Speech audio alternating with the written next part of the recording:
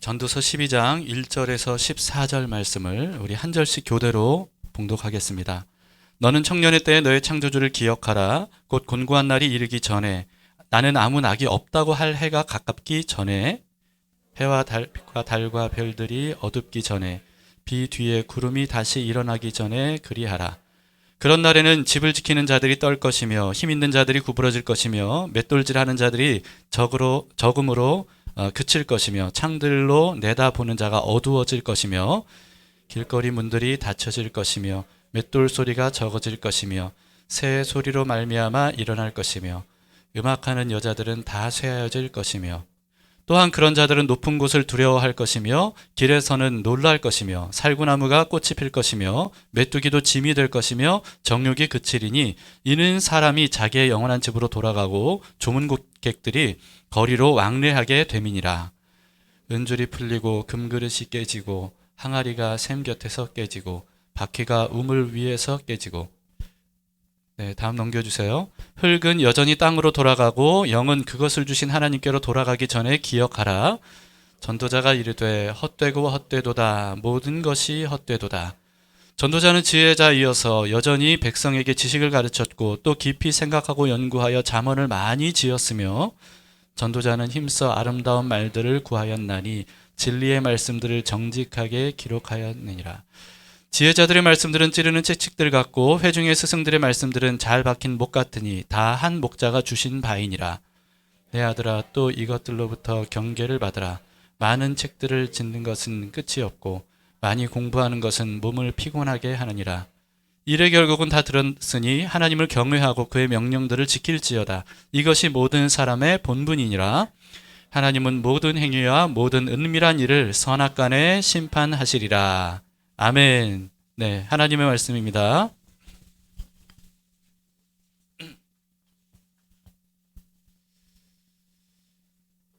사람이 인생에서 가장 지혜로울 때가 여러분 언제라고 생각을 하십니까? 언제 사람이 가장 지혜로워질까요? 두뇌가 가장 잘 돌아가는 청소년 시기 또는 청년 시기일까요? 아니면 결혼 후에 가정을 위해서 열심히 달려가는 30, 40대 장년기인가요? 아니면 인생의 많은 경험을 쌓은 중년기일까? 그것도 아니면 인생을 달관한 것처럼 뒷짐을 지고 다니는 노년기일까? 라고 하는 겁니다. 여러분은 언제 사람이 가장 지혜로울 때라고 생각을 하십니까? 제 생각에는요, 이게 나이대와는 별 상관이 없는 것 같더라고요. 두뇌가 한참 잘 돌아간다고 해서 이게 지혜로운 것도 아니라는 것을 깨닫게 됐고요. 그리고 또 나이가 든다고 해서 또 자연스럽게 다 지혜로워지는 것도 아니더라고요. 저는 이렇게 생각합니다. 사람이 가장 지혜로울 때는요, 죽음을 앞둘 때가 아닌가 싶어요. 사람이 언제 죽을지는 뭐 다 나름대로 다른데요. 그런데 죽음을 앞둘 때 사람이 가장 지혜로워지는 것 같습니다. 왜냐하면 죽음을 앞둘 때야 비로소 자신의 인생 전체를 돌아보면서 이제까지와는 다른 시선으로 평가를 하게 되는 것 같아요. 그동안 자신이 원하는 것을 위해서 열심히 인생을 달려왔는데, 그런데 죽음을 앞둔 순간 이제까지 열심히 달려왔던 그런 삶들을 돌아보면서 이건 내가 그동안 잘못 살았구나, 헛된 삶을 살았구나, 또는 이것은 내가 잘한 것이었구나, 이런 어떤 평가를 이전과는 달리 할 때가 참 많이 있는 것 같습니다. 그래서 죽음을 앞둘 때에서야 비로소 그동안 내가 원했던 것을 얻기 위해서 많은 것들을 희생시켰는데, 그런데 사실은 죽음을 앞둔 이 시점에 와서 보니까 그동안 희생시켜 왔던 것들이 내가 그토록 원해서 얻었고 추구했던 것들보다 훨씬 소중한 것이었구나 라고 하는 것을 이 죽음을 앞둔 시점에서야 깨닫는 경우가 참 많이 있지 않나 싶습니다.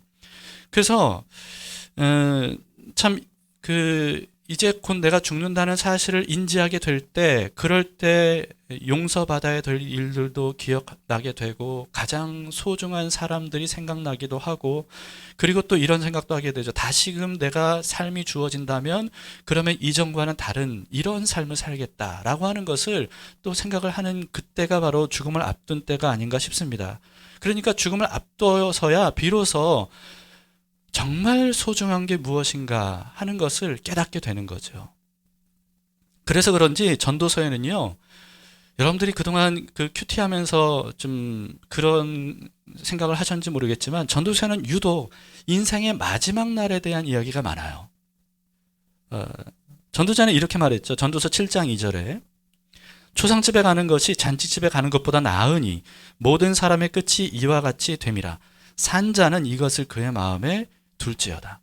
왜 초상집에 가는 것이 잔치집에 가는 것보다 낫다고 하겠습니까? 인생의 끝이 있음을 자각할 때, 그럴 때 사람이 지혜로워지기 때문 아니겠어요? 언젠가는 죽어서 아무것도 가지고 가지 못한다는 사실을 기억하면, 그러면 그때서야 비로소 진짜 소중한 것이 무엇인지 이것을 우리가 생각을 하게 됩니다. 전도서의 마지막 결론인 오늘 본문도 마찬가지예요. 인생의 마지막에 대한 것을 우리에게 상기시켜 주죠. 1절 2절을 보시면요.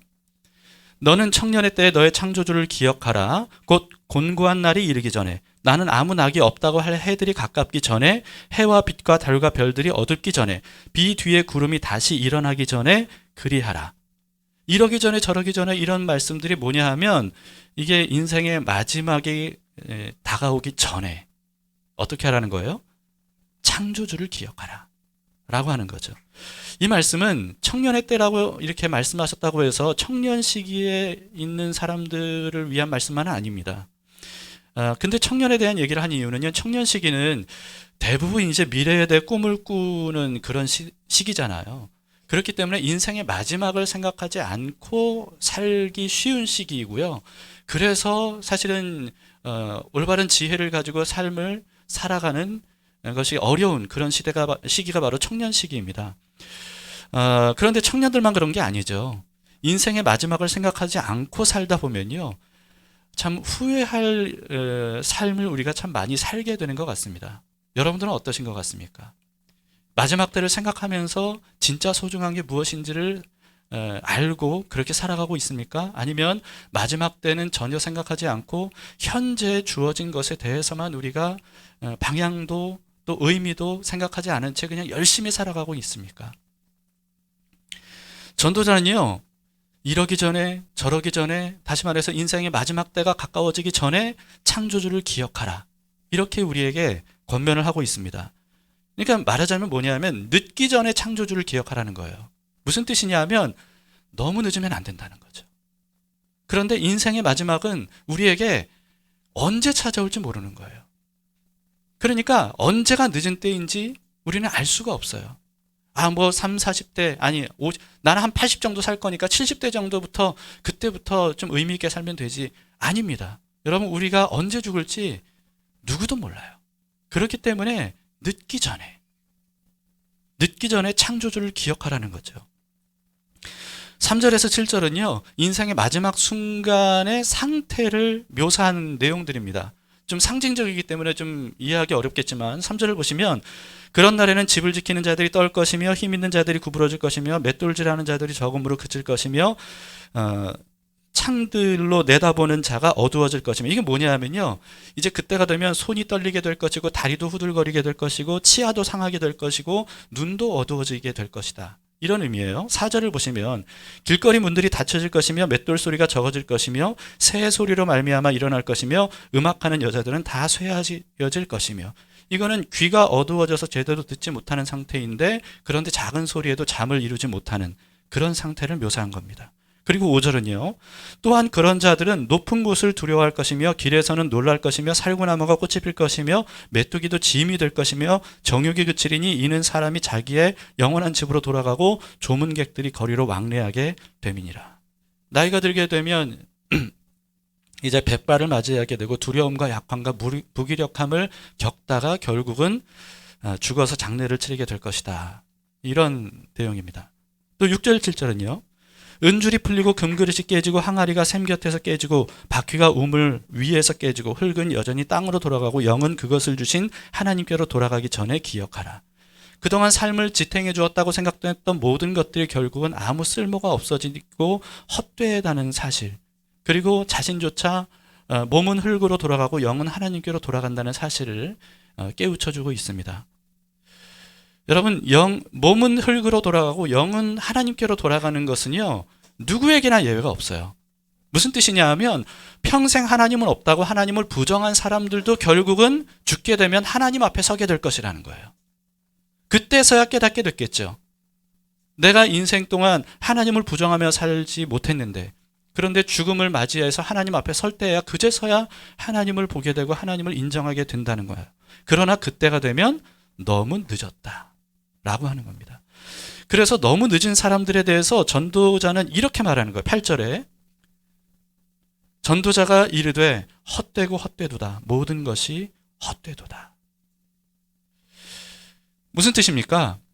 창조주를 인식하지 못하고 그리고 마지막 때가 있음을 생각하지 못하고 사는 사람들은 이렇게 인생의 모든 것들을 헛되게 살다가 결국 죽음도 헛되게 맞이하게 된다 라고 하는 뜻입니다.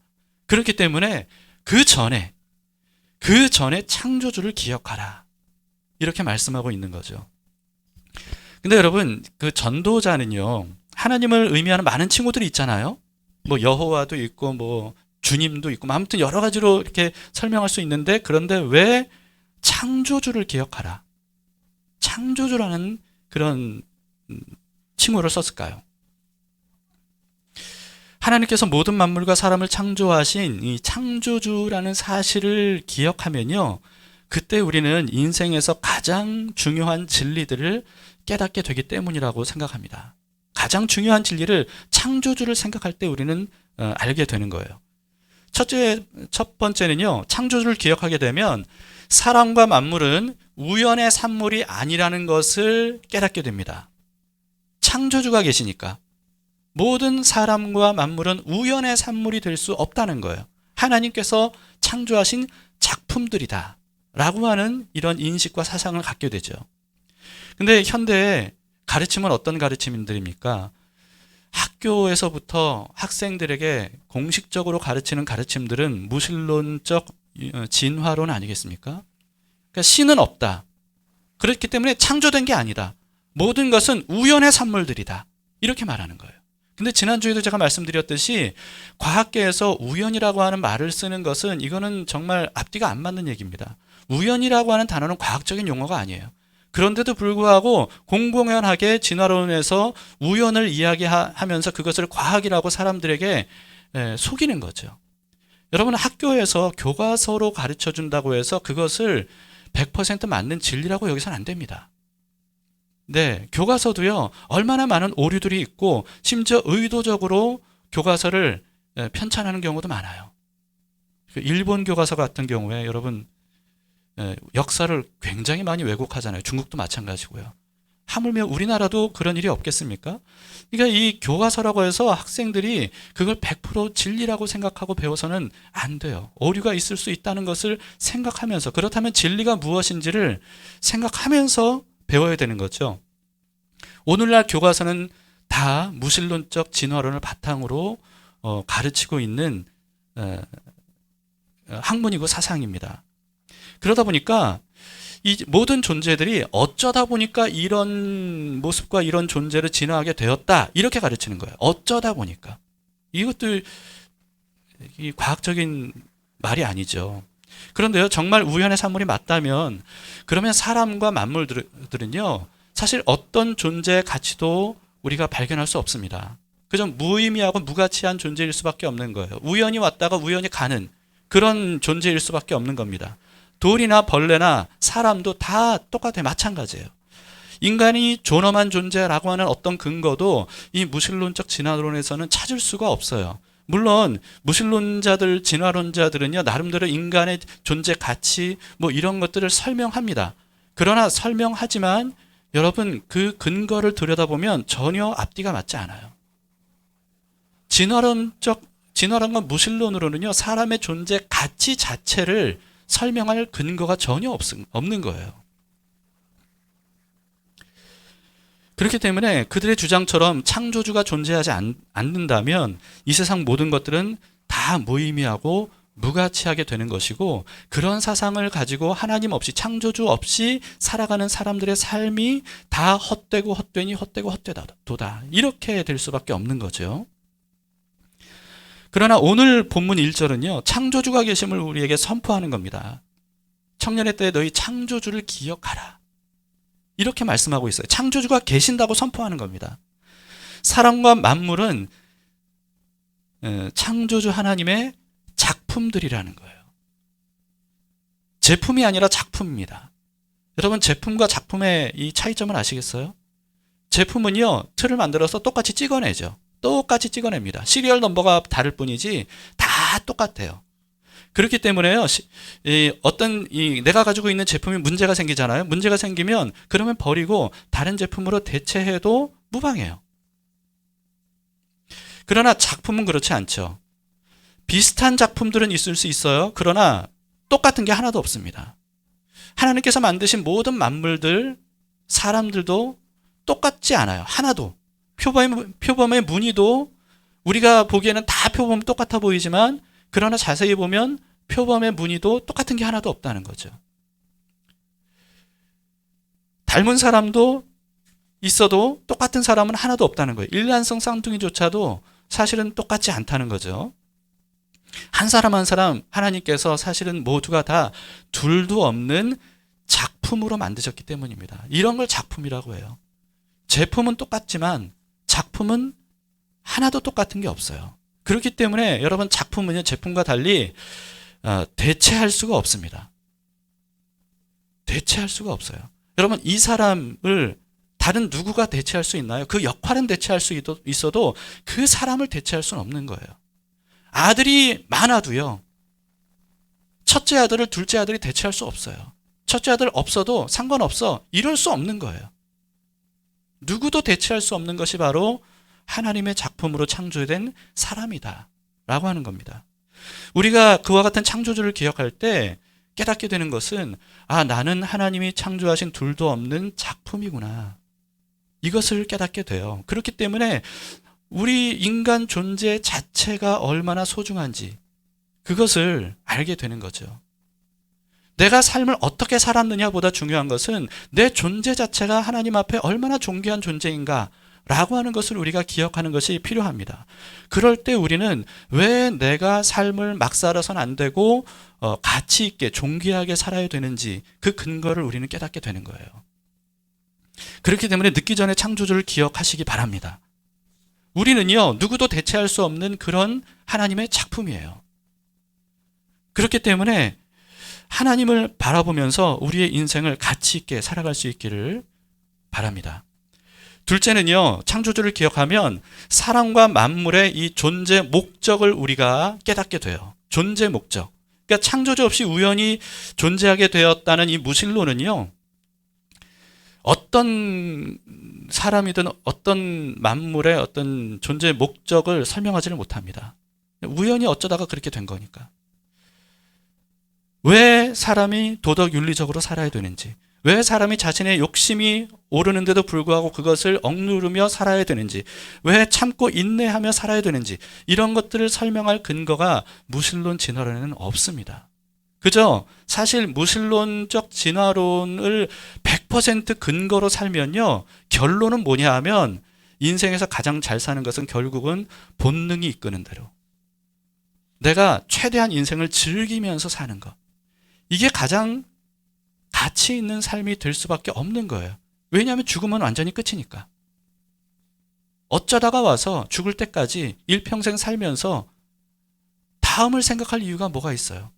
내 인생 그냥 최대한 내가 즐겁게 즐기면서 내가 원하는 대로 내 욕구를 마음껏 채우면서 그렇게 살 수밖에 없는 것이 사실은 진화론 무신론의 사상의 결론일 수밖에 없는 겁니다. 그런데 정말 우리의 존재 이유와 목적이 그것뿐이냐는 거죠. 성경은 절대로 그렇지 않다고 우리에게 알려주고 있습니다. 창조주가 계시다는 거예요. 그리고 누구나 그분에게 돌아가게 된다는 거예요. 하나님은요, 모든 것을 창조하실 때 그냥 재미로 창조하시거나 또는 아무 생각 없이 창조하시지 않습니다. 하나님은 그런 분이 아니세요. 하나님 모든 것을 이유가 있어서 목적을 따라서 창조하신 분이세요. 돌의 존재 이유와 물의 존재 이유가 다릅니다. 돌도 바닷속에 있는 돌의 존재 이유와 산 위에 있는 돌의 존재 이유가 달라요. 그 목적이 다릅니다. 사람도 마찬가지예요. 모든 생명체도 마찬가지고요. 하나님께서 가장 귀하게 창조하신 사람을 아무런 목적도 없이 이유도 없이 하나님이 만드셨다. 여러분 이렇게 생각해서는 안 됩니다. 이 세상에 굉장히 많은 인구가 있죠. 얼마 전에 80억 명이 이제 넘어섰다 그러더라고요. 그 우리나라는 인구가 점점 줄어들고 있는데 세계 인구는 계속 늘어나고 있어요. 80억이 넘었대요. 여러분 80억의 인구 이게 상상이나 가십니까? 그 엄청나게 많은 사람들 우리는 그냥 숫자 80억이라고만 보이지만 하나님 눈에는 80억의 사람들이 한 명 한 명 다 보이시는 거예요. 그래서 하나님은요 사람을 이름으로도 안다고 말씀하시잖아요. 그리고 심지어 한 사람 한 사람 머리카락까지도 세신다 그러시잖아요. 무슨 뜻입니까? 80억 명을 숫자로 보시는 것이 아니라 한 사람 한 사람 인격체로 보시고 그 한 사람 한 사람에게 관심이 있으시다는 겁니다. 왜냐하면 사랑하시기 때문이죠. 그런 하나님께서 한 사람 한 사람을 이 세상에 보내실 때 어디서 어떻게 탄생했는지는 다 다를지라도 하나님은요 계획 없이 그냥 이 세상에 탄생하게 하신 게 아니에요. 하나님은 이유가 있고 목적이 있어서 모든 사람들에게 생명을 부여하신 거죠. 그렇기 때문에 여러분 우리는요 하나님께서 나를 왜 이 세상에 보내셨을까? 왜 태어나서 삶을 살게 하셨을까? 이것을 생각하는 것이 굉장히 중요합니다. 그럴 때 비로소 우리는 나의 존재 이유와 목적을 파악할 수가 있습니다. 인생의 목적, 이유, 나는 왜 사는가? 나는 무엇을 위해 사는가? 여러분 거기에 대한 답을 가지고 계십니까? 그것을 파악할 수 있는 쉬운 방법 3가지를 제가 지금 말씀을 드릴게요. 짧게. 첫 번째는요. 하나님께서 선천적으로 우리에게 주신 것들을 파악해 보세요. 그러니까 나의 선천적인 어떤 기질, 또 체질, 또 선천적으로 주어진 어떤 재능들, 그리고 선천적으로 주어진 나의 탄생 배경, 주변 환경, 뭐 이런 거. 이건 내가 선택한 게 아닌 거죠. 그냥 주어진 거잖아요. 그러니까 그런 주어진 것들이 우연이 아니라 하나님의 인도하심에 의해서 하나님의 계획 하에 나에게 주어진 것이다 라고 하는 사실을 생각해 보신다면 그러면 하나님께서 왜 나에게 그와 같은 선천적인 것들을 부여해 주셨을까? 어떤 이유에서일까? 어떤 목적일까? 이걸 생각해 보시라는 거죠. 두 번째는요. 후천적으로 주어진 것들입니다. 하나님께서 후천적으로 우리에게 살면서 겪게 하신 모든 일들, 그리고 또 모든 만난 사람들, 그로 인해서 내가 그동안 축적해왔던, 경험해왔던 것들, 경험들, 이런 것들이죠. 그리고 후천적으로 주어진 성령의 은사도 마찬가지입니다. 그러니까 이런 것들을 통해서 하나님께서 왜 이런 것들을 내게 겪게 하셨고, 이런 사람들을 만나게 하셨고, 이런 은사를 나에게 주셨고, 이런 공부를 하게 하셨을까? 라고 하는 것을 생각해 보는 거죠. 내가 어떤 사람이 되기를 원하셔서 또 어떤 삶을 살기를 바라셔서 이런 후천적인 것들을 하나님이 허락하셨을까 하는 것을 생각하는 겁니다. 세 번째 가장 확실한 방법은요. 말씀과 성령을 통해서 나 개인을 향한 하나님의 인생의 목적과 의미를 깨닫는 거예요. 하나님은 우리에게 말씀하시는 분이십니다. 그냥 성경에 객관적으로 모든 사람에게만 말씀하시는 게 아니고요. 주관적으로 한 사람 한 사람에게 하나님은 인격적으로 대우하시고 말씀해 주시는 분이세요. 그렇기 때문에 하나님은요. 사람들을 한 사람 한 사람 이 땅에 보내시고 창조하신 다음에 너 이제 태어났으니까 너에게 생명을 줬으니까 이제는 네가 네 인생 알아서 살아라 이렇게 방치하시는 분이 아닙니다. 하나님은요. 항상 함께 하시고 그리고 또 가장 좋은 인생을 살 수 있도록 가르쳐 주시고 그리고 그 발걸음을 인도하시는 분이세요. 그래서 말씀과 성령으로 우리가 살다 보면 하나님과의 인격적인 교제를 하게 되고요. 하나님과의 인격적인 교제를 하다 보면 어느 순간 하나님께서 나를 향해 어떤 계획을 가지고 계시는지 어떤 삶을 살기를 원하시는지 그것을 깨닫게 될 때가 있습니다. 이처럼 하나님께서 알려주신 나의 인생의 목적을 사명이라고 부르고요. 그리고 또 그와 같이 이와 같은 사명을 위해서 하나님께서 나를 부르신 것을 소명이라고 부르는 거예요. 이렇게 하나님께서 알려주신 인생의 목적을 깨닫게 되면 그러면 방황하지 않고 내 존재 이유와 목적은 이것이다 라고 하는 것이 확실해지면 방황하지 않고 가장 가치 있고 의미 있는 그리고 흔들리지 않는 그런 삶을 살 수 있게 되는 겁니다. 특히나 청년의 때 창조주를 기억하는 것이 굉장히 중요해요. 왜냐하면 청년 시기는 인생의 의미, 목적을 발견하기 어렵잖아요. 여러분, 인생의 의미와 목적은 직업을 의미하지 않습니다. 직업을 말하는 게 아니에요. 직업도 이 사명, 인생의 목적을 위한 수단일 뿐이죠. 내가 어떤 직업을 갖든지 간에 인생의 목적을 깨닫는 게 필요해요. 그리고 그 인생의 목적을 깨닫게 되면 그러면 모든 것들은 그 인생의 목적을 이루기 위한 수단들로 사용하는 것이 삶을 지혜롭게 살아가는 방법이죠. 공자의 논어에 이런 말이 있다고 합니다. 여러분들도 다 들은 얘기일 거예요. 천재는 노력하는 사람을 이길 수 없고 노력하는 사람은 즐기는 사람을 이길 수 없다. 이런 얘기 들어보셨죠? 근데 저는 여기에 하나를 덧붙이고 싶습니다. 즐기는 사람은 사명을 가진 사람을 이길 수 없다. 저는 그렇게 덧붙이게 됩니다. 왜냐하면 사명감을 가진 사람은 목숨까지도 아끼지 않거든요. 왜냐하면 자신의 생명과 목숨도 결국은 그 사명을 위해서 주어졌다고 생각하기 때문입니다.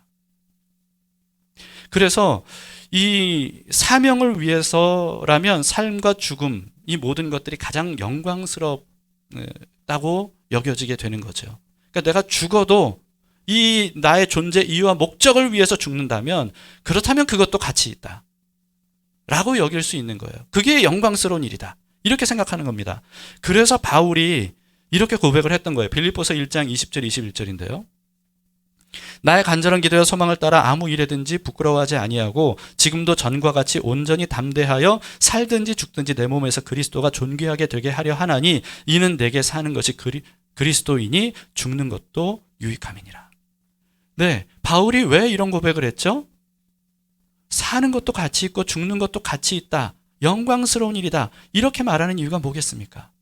자신의 존재 목적과 이유를 확실하게 깨달아 알았기 때문이에요.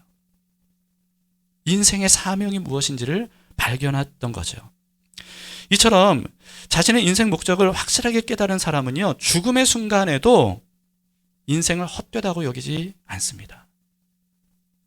오히려 영광스럽게 여기는 거예요. 여러분, 이런 사람이 가장 행복한 사람 아니겠습니까?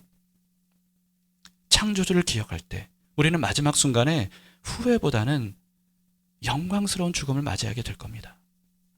그렇기 때문에 우리는 다시금 로마서 12장 2절을 떠올릴 필요가 있습니다. 로마서 12장 2절. 너희는 이 세대를 본받지 말고 오직 마음을 새롭게 함으로 변화를 받아 어떻게 하라고요? 하나님의 선하시고 기뻐하시고 온전하신 뜻이 무엇인지 분별하도록 하라.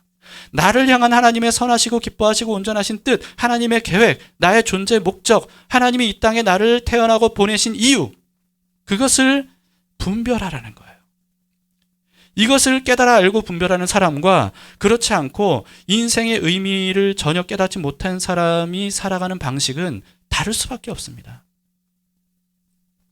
삶을 대하는 태도도 다를 수밖에 없죠. 그리고 결정적으로 그 결과도 다를 수밖에 없습니다.